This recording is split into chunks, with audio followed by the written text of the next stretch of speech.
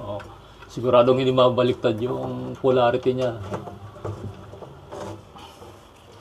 Pasok na natin yung transformer. Oo. Pasok natin sa loob.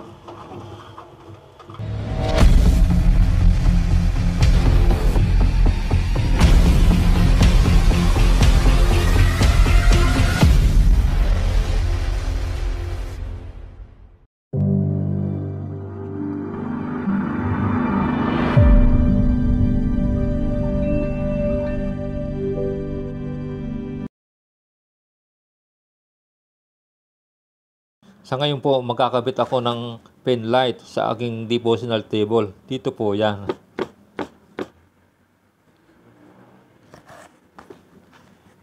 Buksan na natin.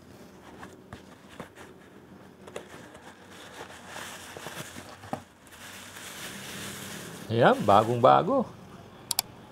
Ito yung kanyang transformer. Paghihiwalay natin sila.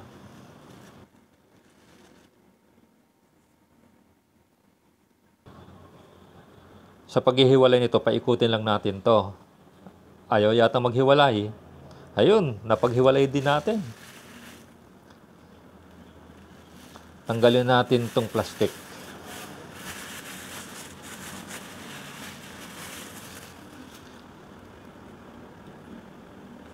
Ibubutas natin to, itong loob na to. Huwag lalampas dito sa labas. Dapat yung dito lang sa loob.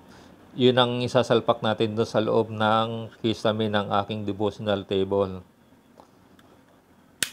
Ang gagawin natin, maghahanap tayo ng pattern para maganda yung pagkabutas natin. Maghahanap tayo ng pattern na kasing laki nito. Ito yung gagawin nating pattern na pambutas. O, eksakto yung nakuha kong pattern.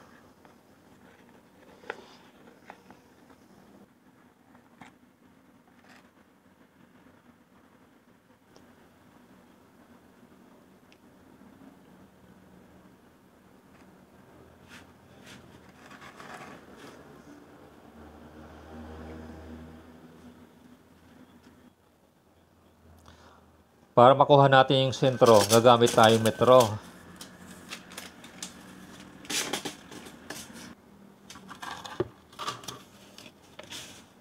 Nasa 14 inches.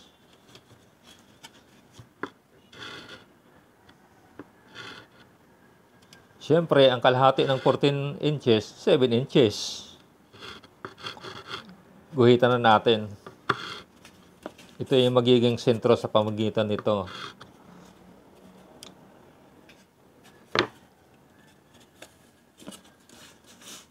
Susukatin natin, kukunin natin ang sentro nito.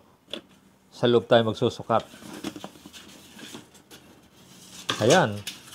Nasa 1 metro. 50 cm. Ang kalahati ng 1 metro.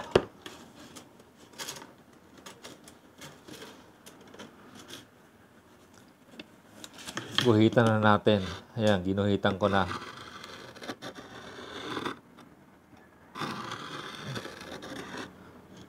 Ayan, sentro na. Bubutasan natin yan. Hindi naman ito mahirap butasin dahil hard deflex naman to. Kukuha lang ko ng pambutas dyan na matulis. Ito. Butasin na natin. Nako, matigas pala. Kukuha tayo ng pambutas para dyan.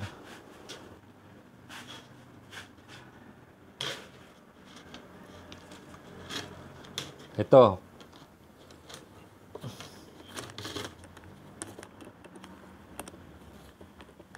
Pangbutas ito sa tiles. Ikakabit natin sa cordless. Para hindi tayo mahirapan magbutas. Wala kasi kung pambutas na eksaktong laki.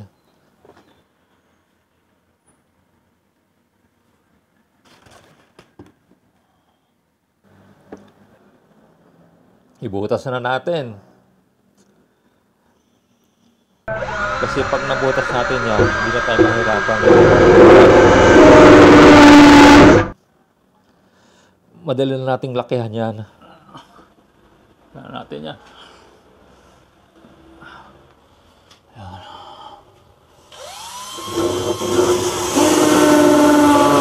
Ay, nakahammer pala.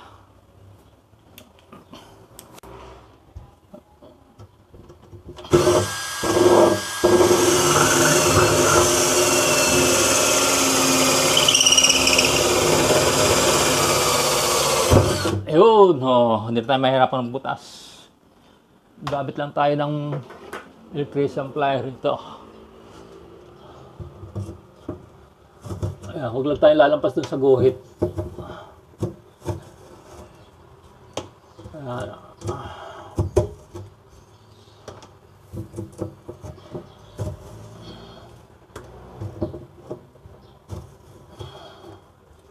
Ganyan lang siya.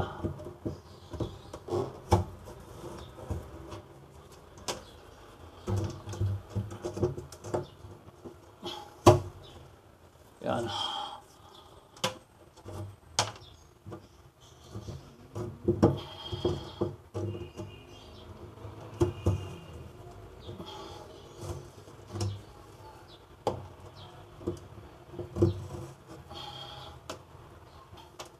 Kasi pag lumampas tayo sa guhit, pangit. Lalabas yung butas doon sa ilalagay nating pin light.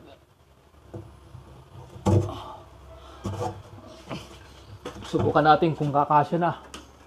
Subukan natin kung kakasya na. Ayan.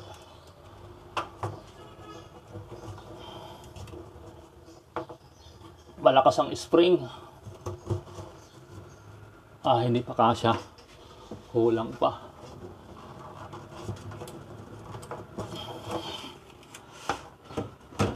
Guhitan natin ulit. Ito pala, may nakuha akong eksakto. Ito, eksaktong-eksakto to. Para makita natin kung ano pa yung mga babawasan natin.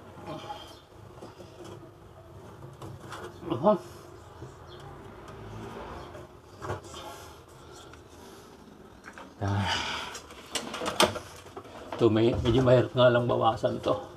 Baka tayo lumampas doon sa guhit.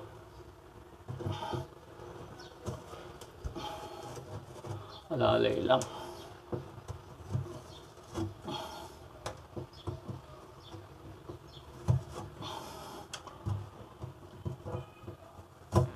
Pag naubos natin yung kakasin na yan.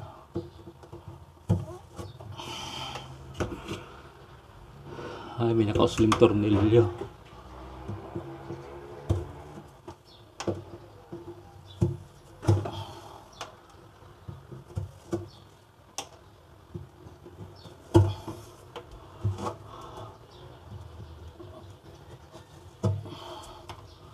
Okay nga lang to, tsagaan lang.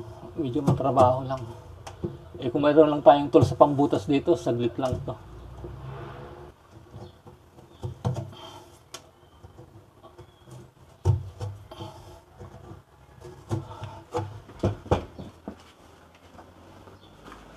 Ang susunod natin gagawin, kakabit natin tong transformer. Itatap natin to sa power supply. Ay, hindi pala ito. Nako po. Kaya pala may nakakabit na wire. Hindi pala ito. Mali tayo, mali. Ito yung ikakabit natin. Bagong-bago pa yan. Wala pang nakakabit na wire. Yan. Kabit na natin. Bago natin gagalawin yung wire dyan, siguraduhin natin na hindi pa siya nakatap sa power supply. Gagamit tayo nito ng voltage detector multimeter. I-on mo lang to. Yan. Ilalagay mo lang doon sa yan. Ilagay natin sa high para mabilis. Para madaling ma-detect. Dito yung wire niya sa loob. Wala palang tape. Ayan, wala. Ayan, wala. Safe tayo. Wala pa siyang power supply. Kakabit na natin tong transformer. Ayan, wala pa yan. Kaya pwede kong hawakan. Talupan natin tong dito.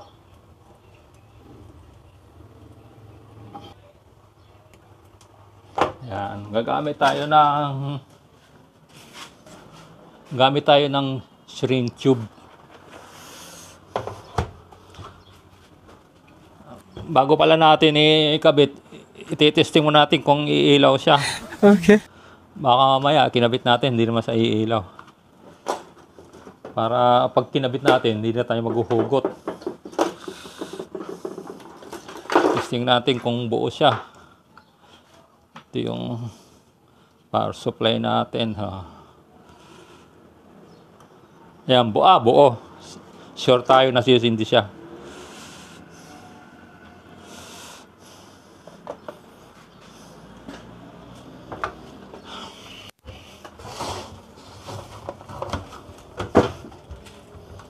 Kukuha tayo ng katamtaman lang, malaki. Akin na mas malaki dyan. Itong kulay pula. Ang kagandahan kasi ito,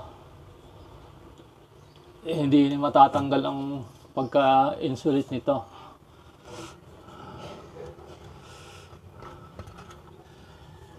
Yung kabila, itong itim. Yan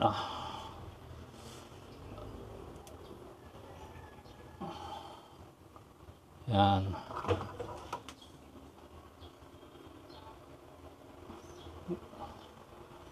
Pipilipitin lang natin to para magkaroon ng koneksyon.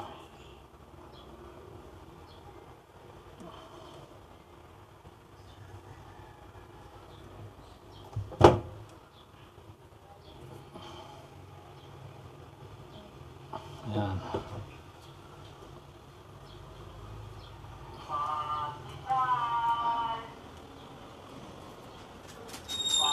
Gagamit pa rin ako ng electrical tape kahit konti lang. Gamit lang ako ng konting electrical tape. Kasi pag dinamihan natin, baka hindi magkasa yung syring tube. Palilitin lang natin yung wire.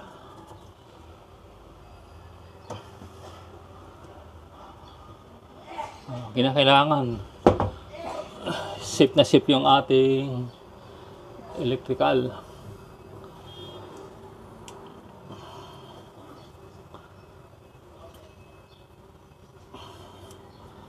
Yung electrical tape kasi nakakatulong din yan para hindi lumuwag yung pagkapilipit natin sa wire.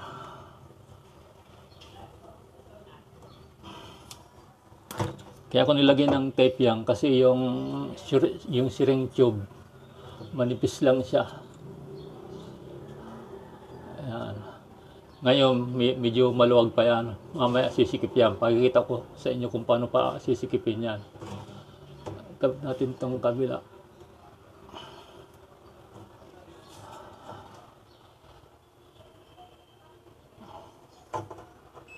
Ayan. Yan, namatay na yung aking multitester na mayroong voltage detector.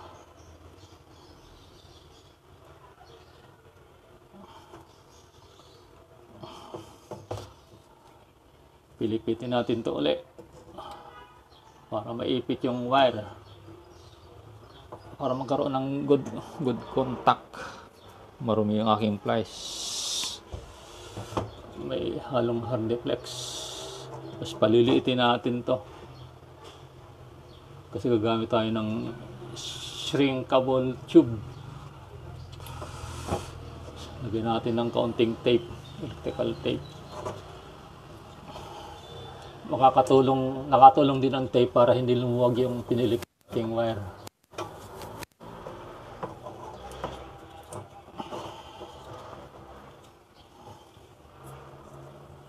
Konting electrical tape lang yan kasi lalagyan naman natin ng shrinkable tube. Mahirap i-pronounce, namimilipit yung dila ko. Ito na, medyo masikip siya.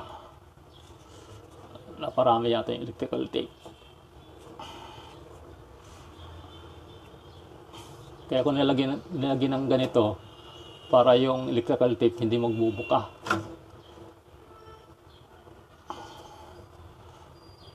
Yan ang mahirap na pag nakasobran sa electrical tape. Ayan. Yung isa napakaluwag, oh. Painitan natin yan. Gagamit tayo ng heat gun. Nasaan na yung ating heat gun? Ito na yung ating heat gun.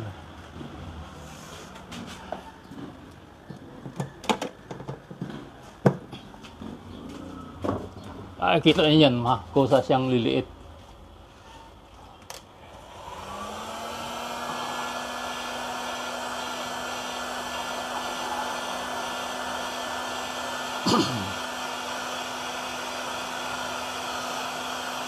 Ayan o, sumisikip siya, hindi na siya magiging maluwag. Ayan, tama na yun, baka masobrahan. Matutunaw yun, pag nasobrahan sa init. Ayan, hindi na siya maluwag. Ito, sikip na siya. Tapos ang gagawin natin, kakabit na natin to. Titingnan mo lang yung guide. May guide yun dito.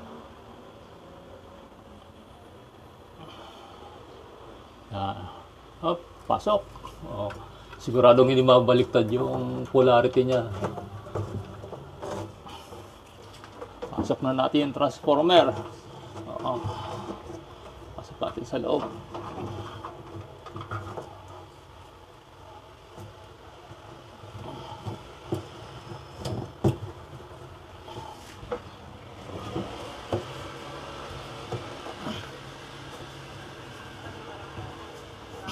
Yun, lapat na lapat.